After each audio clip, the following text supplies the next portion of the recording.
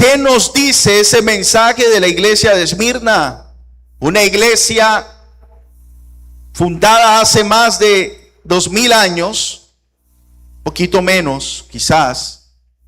¿Qué nos dice esa antigua iglesia? Ese mensaje que Jesús le da a esa iglesia para nosotros hoy.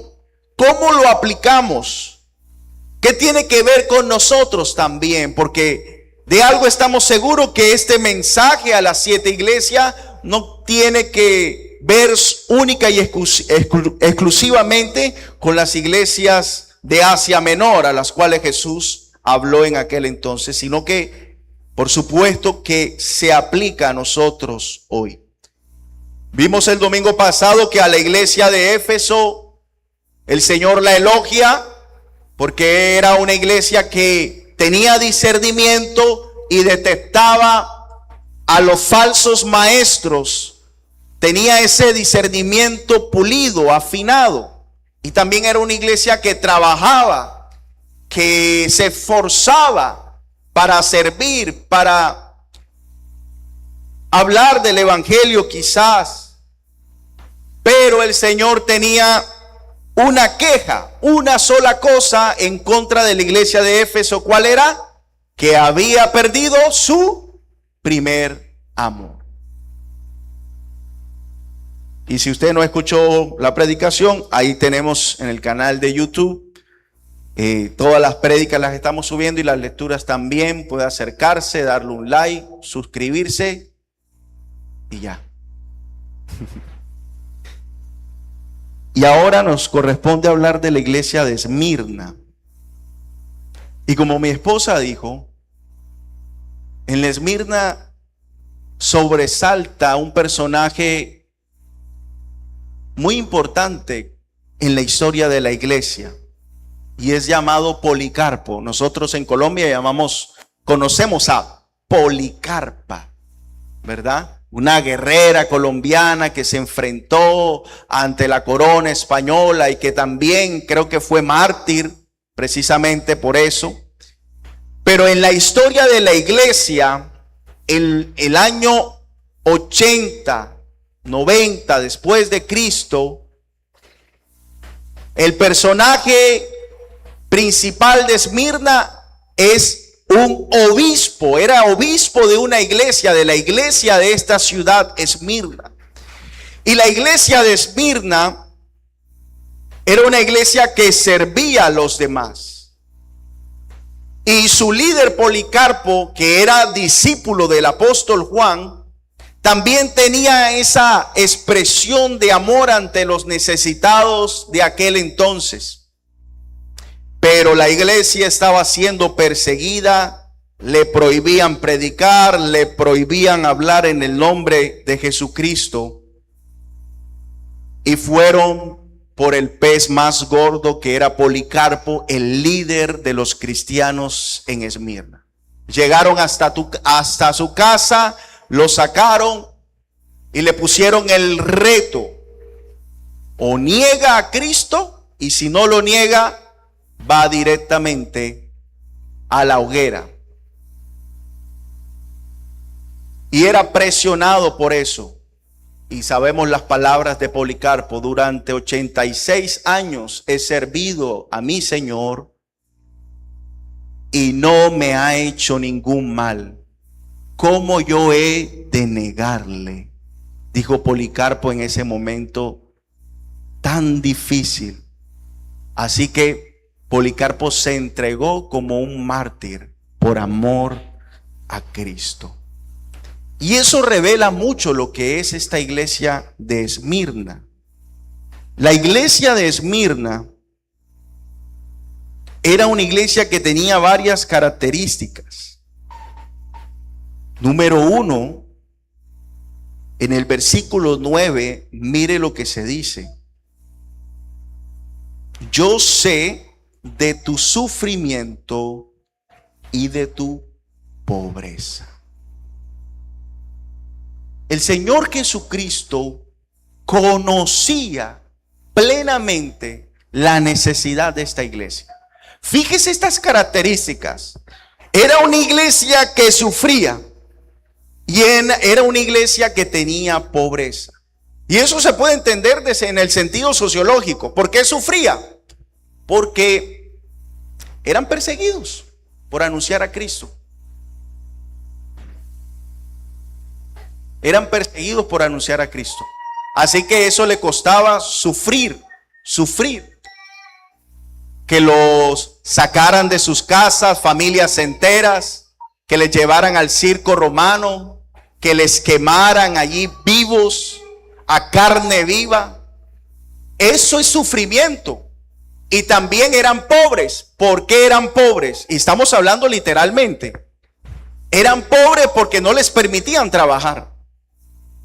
Ningún jefe adinerado romano podía tener a un cristiano en su casa, porque inmediatamente esa persona se convertía en un enemigo del Estado. Así que a los cristianos no los contrataban, no los llamaban para trabajar. Los cristianos no podían salir a la plaza de mercado a comprar, porque de una vez los apresaban. Fíjese la realidad tan tremenda que está viviendo la iglesia de Esmirna.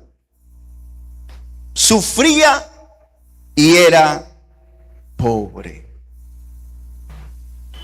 Y además de eso, la iglesia de Esmirna, con su sufrimiento y su pobreza, también era una iglesia muy miedosa. Porque mire lo que le dice el Señor en el versículo 10. No tengas miedo. No tengas miedo. Una iglesia sufriente, una iglesia pobre y una iglesia miedosa. Evidentemente, no hay ninguna iglesia perfecta. Y eso no solamente es para la iglesia, también es para nosotros. No nos va a gustar quizás este mensaje, pero en el camino del evangelio, en ocasiones vamos a sufrir. Vamos a sufrir. ¿Y a qué se refiere con sufrimiento? No hemos entendido. Y qué pena que otra vez tocar el tema del sufrimiento, pero es que Apocalipsis lo aborda, hermano. Es imposible hablar del sufrimiento aquí. No hablar del sufrimiento. Tenemos que hablar del sufrimiento. Porque la iglesia de Esmirna era una iglesia que sufría. Y a veces estos temas sobre el sufrimiento, sobre el dolor, como que los esquivamos. Y habrán personas que digan, uy, no mencione esa palabra aquí, pastor, no llame el sufrimiento. Porque le tenemos miedo a sufrir. Pues obvio, ¿no? Nadie quiere sufrir, nadie va a decir, yo quiero sufrir. Y evitamos hablar muchas veces de estos temas que la Biblia menciona y transmenciona.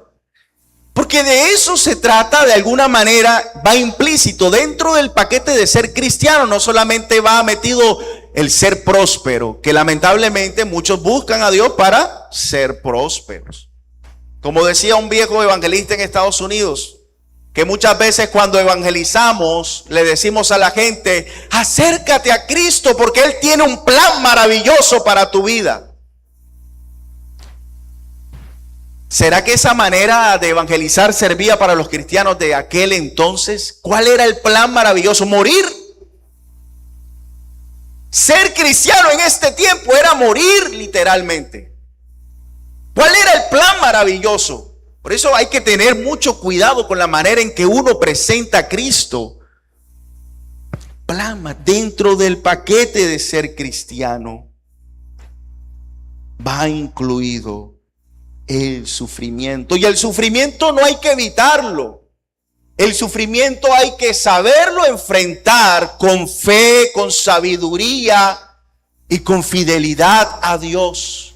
En vez de huir, hay que aprender. En vez de evadirlo, hay que hablarlo sin miedo. Porque el evangelio es un mensaje que nos dice que la victoria nuestra fue llevada a través del sufrimiento. Cristo no conquistó nuestros corazones con espada, con ejército.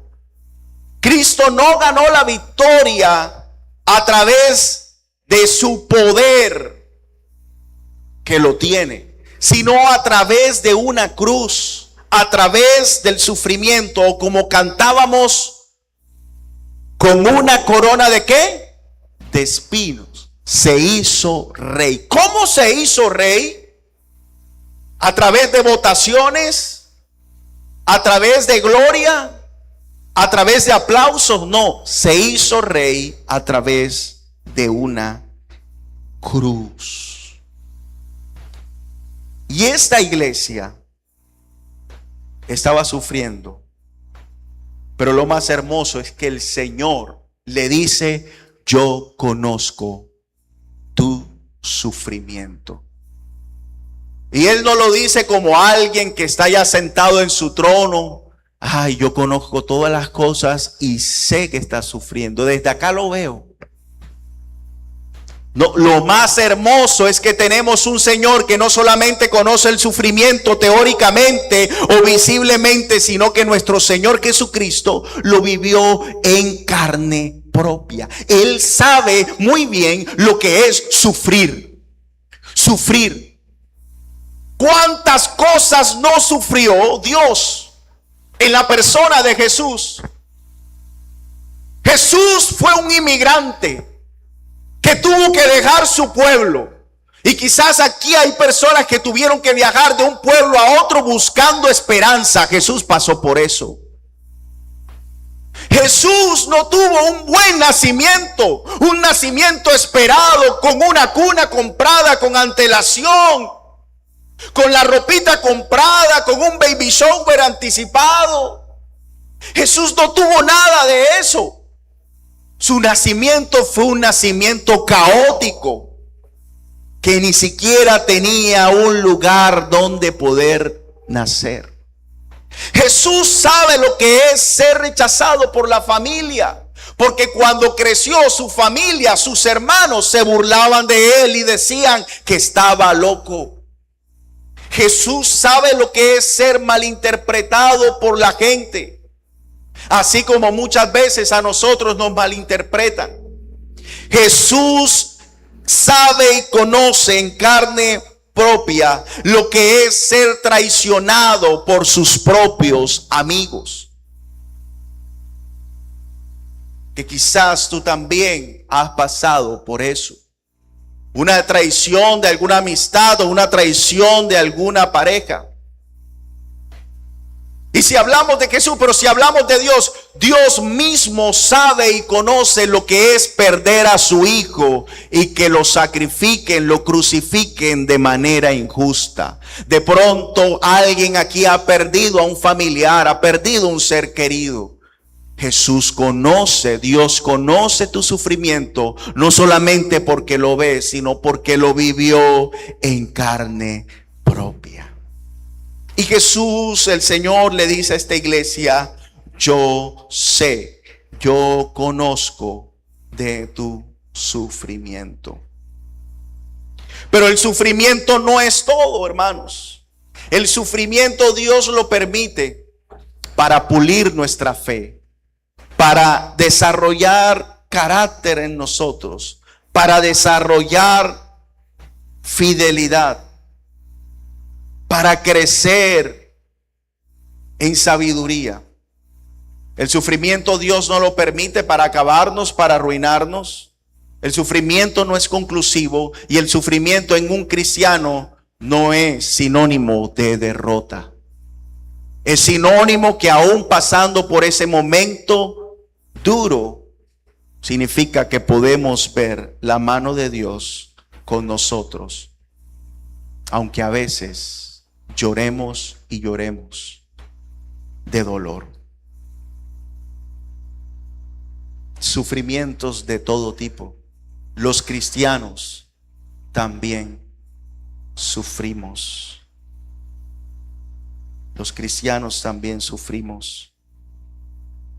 Quizás ya no persecución, pero muchas veces seguir a Cristo cuesta. y hay un dolor en el alma. No satisfacer los deseos de la carne, muchas veces hay que sufrir. Porque lo que quiere el enemigo es que nosotros demos rienda suelta a esta carne. Y a veces cuando nos abstenemos, vamos a tener un tipo de sufrimiento.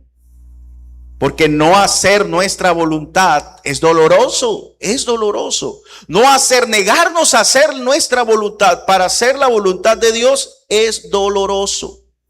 Nos va a costar. Si a ti no te cuesta hacer la voluntad de Dios,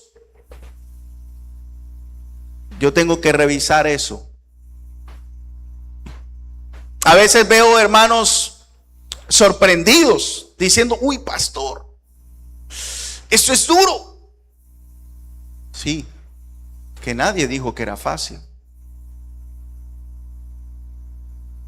Pero no se trata de nosotros, no se trata de nuestras fuerzas, se trata de las fuerzas de Dios. Se trata de ver nuestro momento actual con esperanza.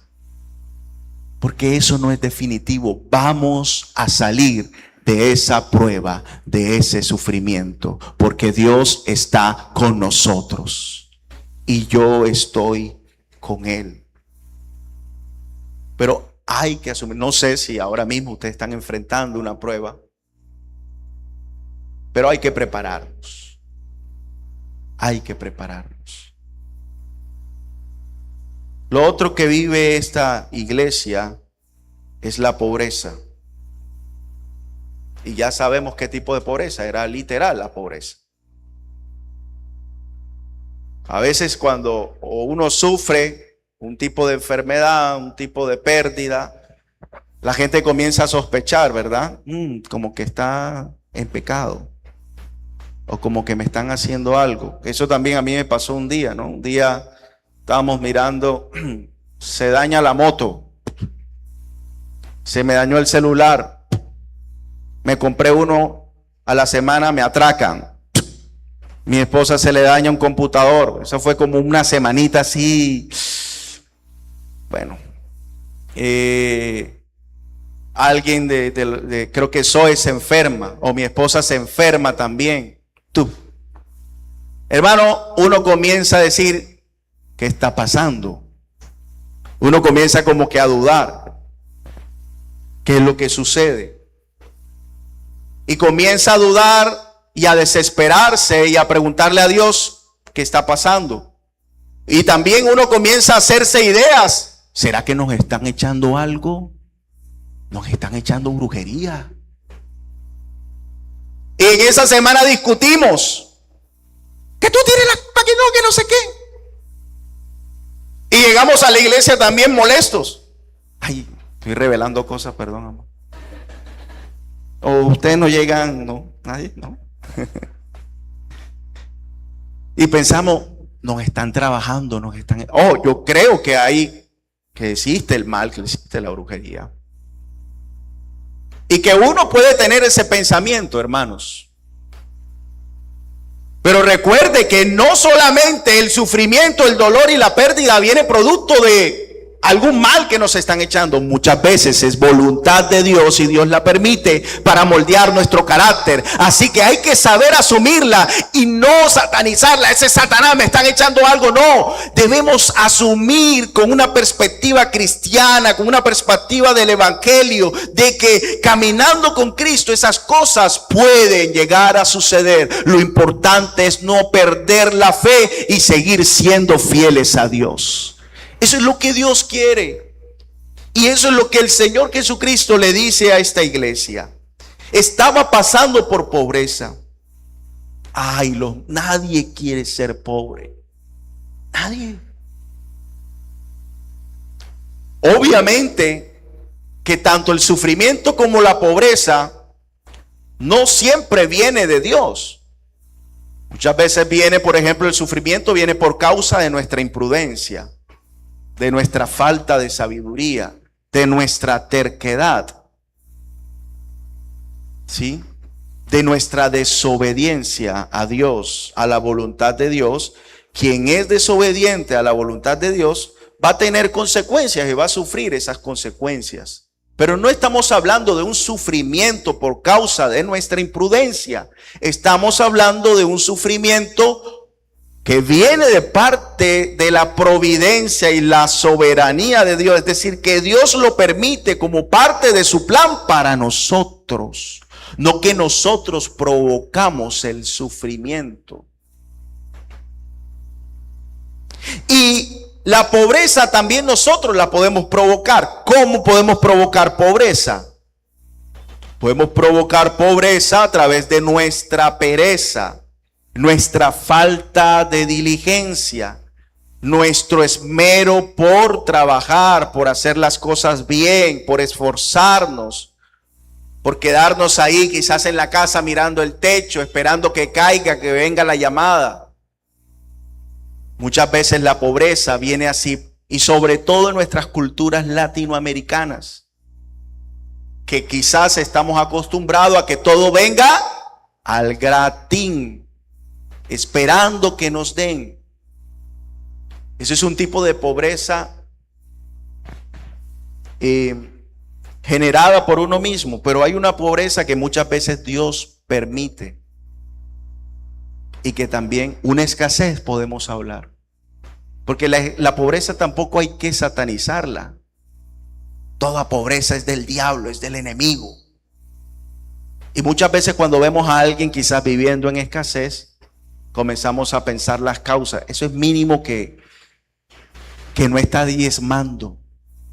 Por eso está pobre, porque no diezma.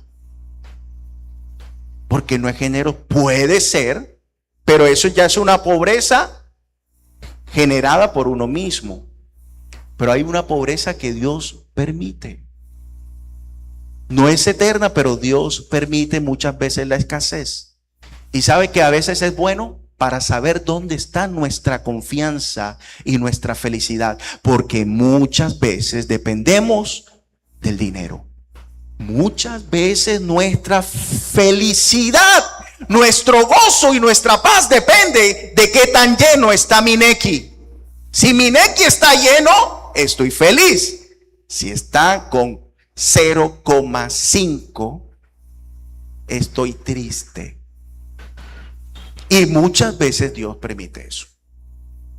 ¿Dónde está nuestra confianza? ¿Dónde está nuestra esperanza? ¿Dónde está nuestro gozo? ¿Dónde está nuestra paz?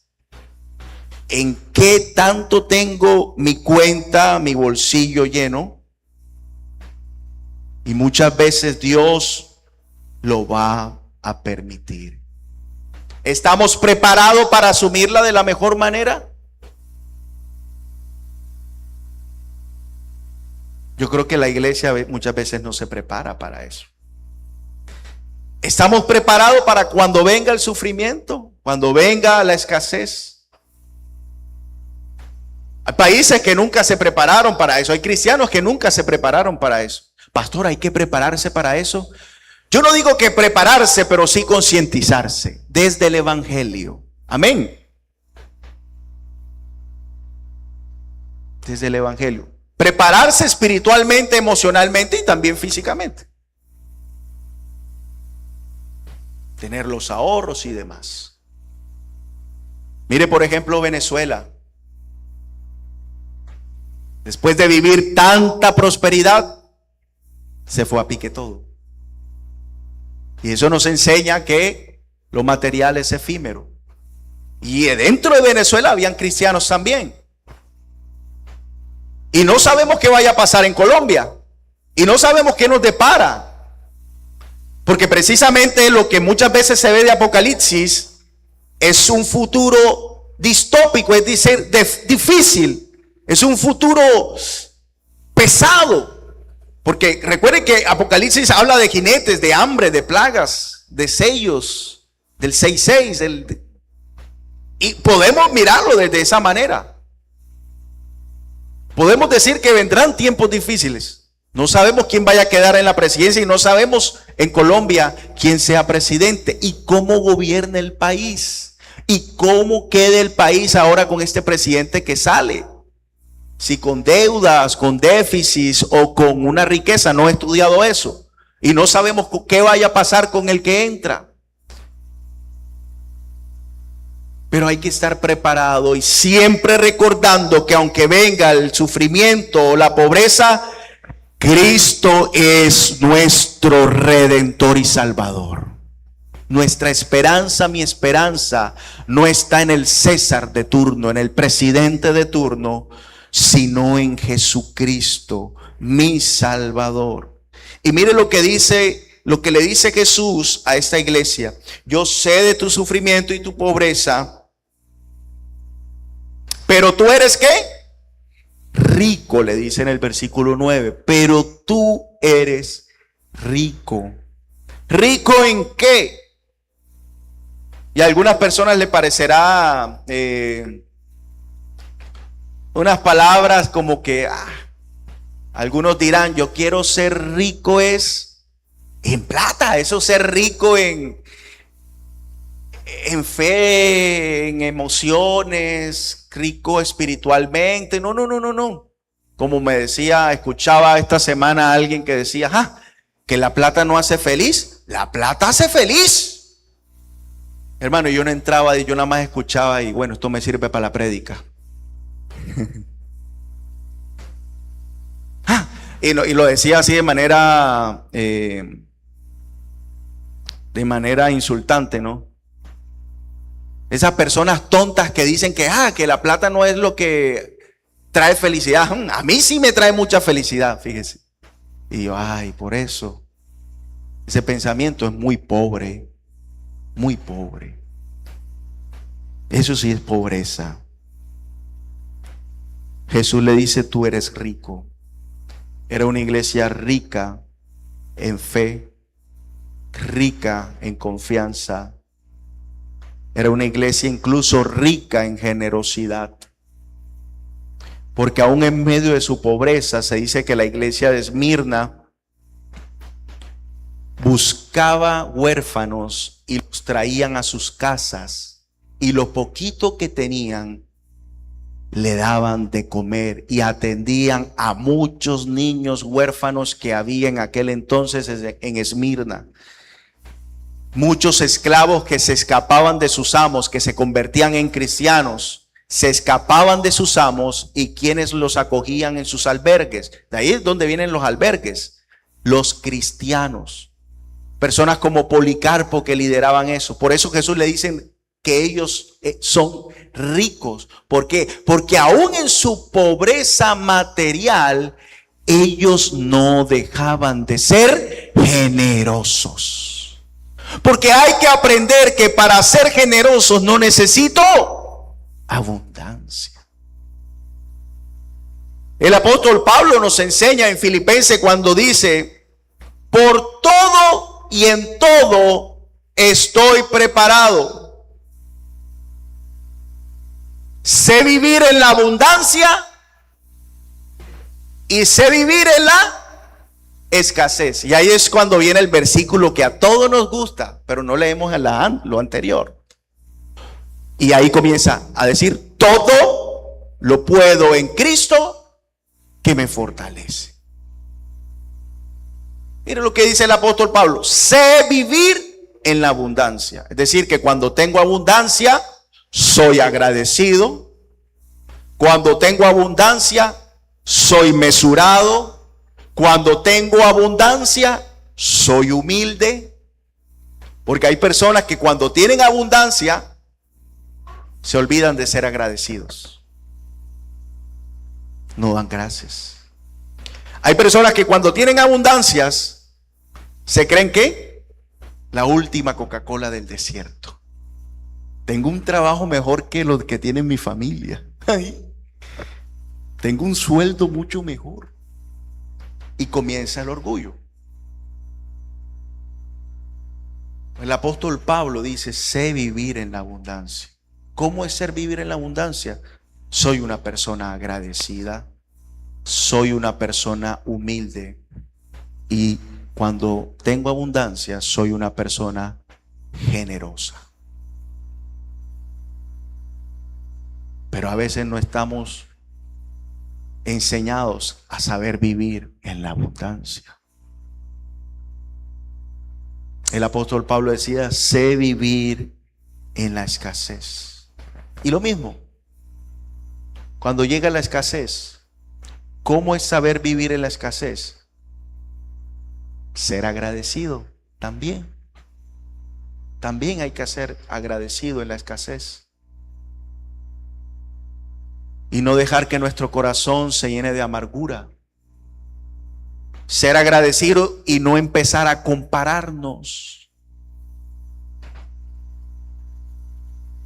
También en la escasez hay que ser agradecido. También en la escasez hay que ser generoso. Porque algo tenemos para dar aún en medio de nuestra escasez.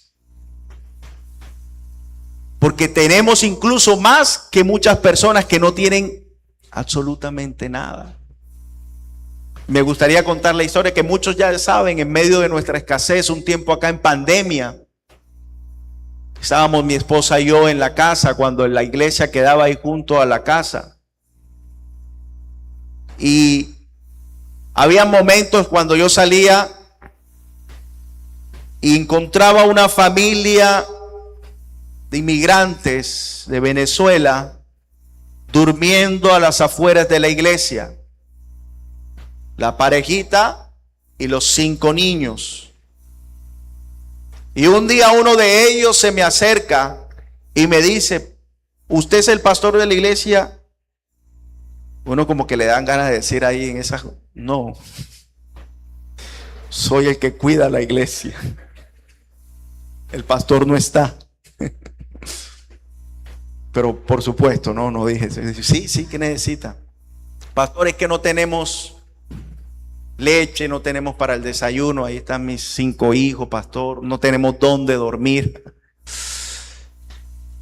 Y en ese momento nosotros lo único que teníamos literalmente eran 20,000 pesos que mi esposa había guardado bajo llave, le puso clave a la gaveta para que yo no las cogiera y los malgastara.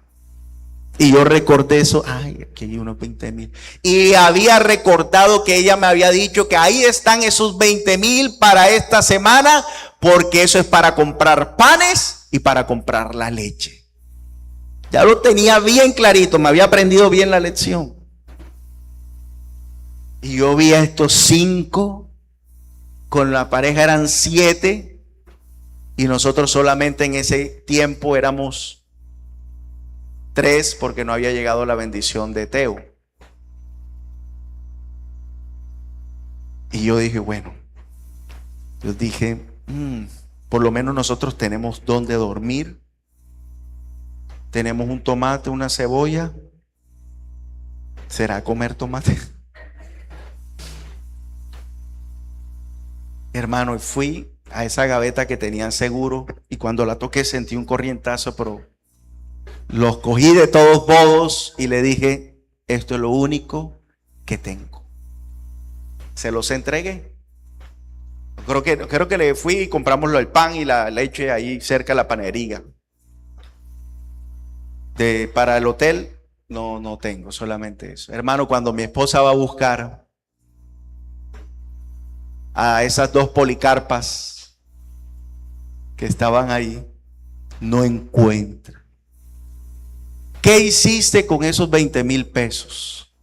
Claro que yo a veces me compro mi hamburguesa, mi Coca-Cola, o me compro un libro. ¿Qué hiciste con esos 20,000? Era lo único que teníamos para la familia. Yo le dije, no, se los di a una familia que necesitaba. Mi esposa me dio unas palabras fuertes que a veces lo ponen a pensar a uno. Siempre piensas en los de afuera y no piensas en nosotros. Ahí yo me quedé, ¿qué? Calladito. Pero le dije esto, amor, tranquila, Dios proveerá. Esas palabras así, clichés, así que como que lo sacan a uno, Dios proveerá. Yo le dije, pero le dije con una convicción. Hermano, fíjese que en nuestra escasez, muchas veces Dios nos pone ese reto. Aún en medio de nuestra escasez, de nuestra dificultad, nos pone ese reto para ser generosos con el otro. Y muchas veces Dios nos quiere incomodar para crecer. Y muchas veces el sufrimiento y la escasez va a llegar para ver la gloria de Dios. Inmediatamente, después a los 5 minutos, llega una llamada y dice: pastor, le voy a enviar este dinero. Hermano, eso era unos amigos pastores, unos misioneros, nuestros mentores, viven en Estados Unidos. No esperábamos eso. Allá va esa ofrenda, pastor Luis Carlos. Luisca me dice, porque son como nuestros padres.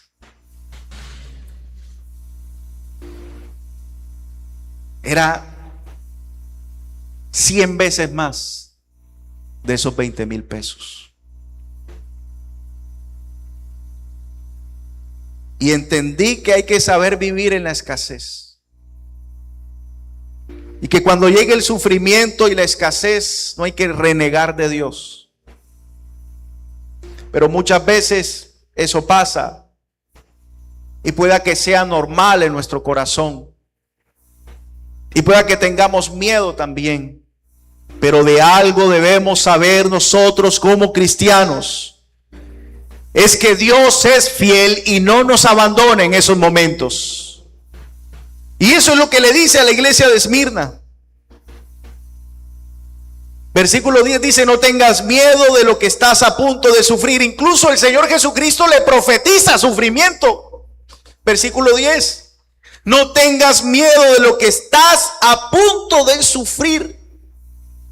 El diablo meterá a algunos de ustedes en la cárcel para ponerlos a prueba.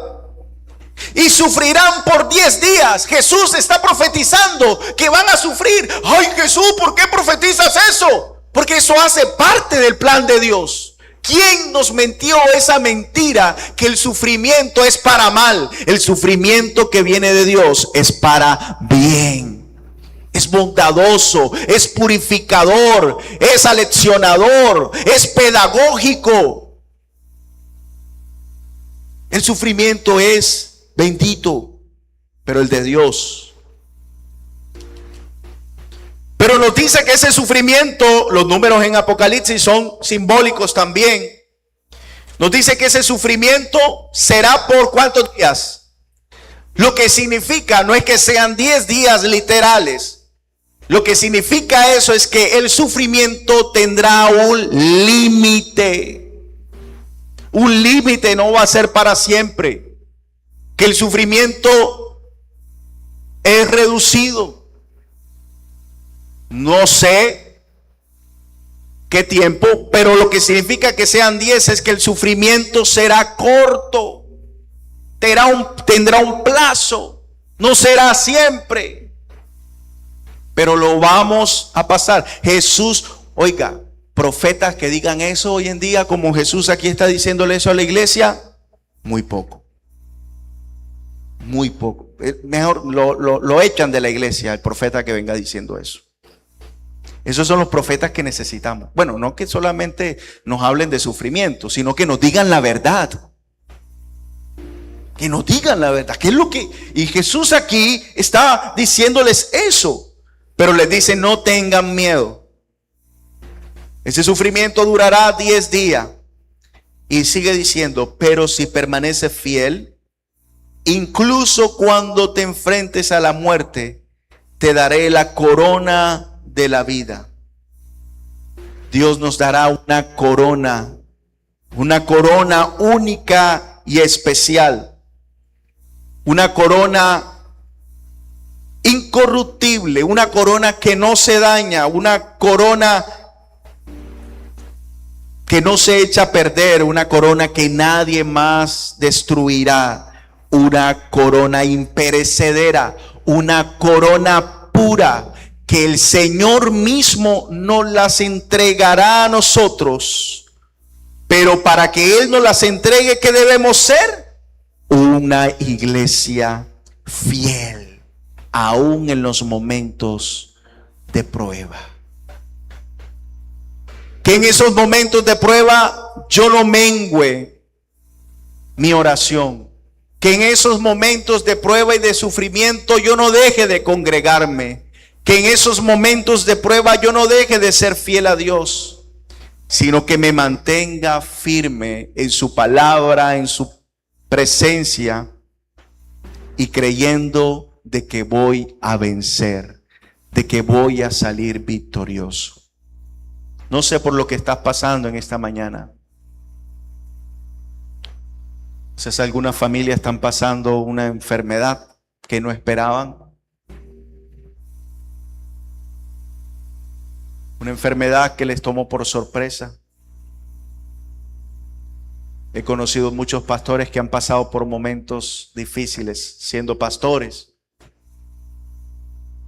Tienen un accidente, les llega un cáncer. Son momentos duros como familia. Tienen una pérdida de un hijo. Y sé que muchos de ustedes han pasado por esos momentos. Y que cuando vivieron esos momentos, pareciera que no iban a poder salir. Pero hoy muchos de ustedes pueden mirar hacia atrás y decir: recuerdo cuando estaba ese día derrumbado, sin saber qué hacer. Recuerdo cuando estaba ese día que sentía que no tenía esperanza. Pero hoy estoy aquí gracias a la misericordia de Dios. Hoy estás aquí gracias a la misericordia de Dios. Y así, cuando llegue nuevamente, quizás vamos a tener miedo, vamos a estar derrumbados. Pero Dios nos va a dar la victoria. Y no solamente la victoria, sino que si somos fieles a Él, nos dará una corona incorruptible. La corona de la vida eterna, que solamente obtendrán aquellos que son fieles a Cristo, aún en medio de la misma muerte. Yo quiero ser fiel a Dios. Aun cuando llegue ese momento difícil que uno no espera. Y no quiero ser profeta de malas nuevas. A veces uno tiene ese pensamiento raro, ¿no? ¿Y si uno de mis hijos se va? ¿Y quién será ahí primero? ¿Mi esposa o yo? Eso ya son pensamientos de ancianos, ¿cierto? Es cuando yo he escuchado a ancianitos: mi amor, yo quiero que tú te vayas primero porque yo aguantaría un poco. O no quiero, yo me quiero morir porque no aguantaría tu ausencia. Y hablan así, ¿no? ¿Qué pasa en esos momentos? Solamente recordar la fidelidad de Dios y seguir perseverando, porque aún en medio de la muerte hay esperanza para el Hijo de Dios. Aún en medio de la escasez hay esperanza para el Hijo de Dios. Aún en medio de la enfermedad hay esperanza para los hijos de Dios. Pongámonos sobre nuestros pies en esa mañana.